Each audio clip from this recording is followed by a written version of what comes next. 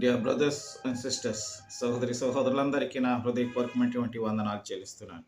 ఈ సమయంలో రోమన్స్ 7వ అధ్యాయము 18వ వచనం చదువుకుందాం. నా యందు అనగా నా శరీరమందు మంచిది ఏదియో నివసింపదని నేను ఎరుగుదును.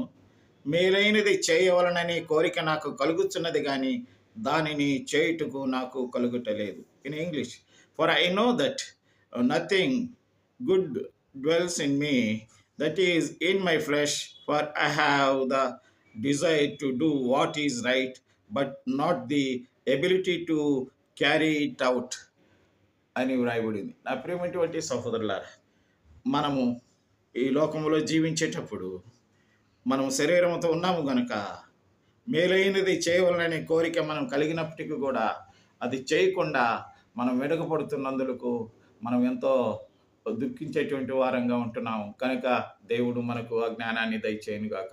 ఆమేన్.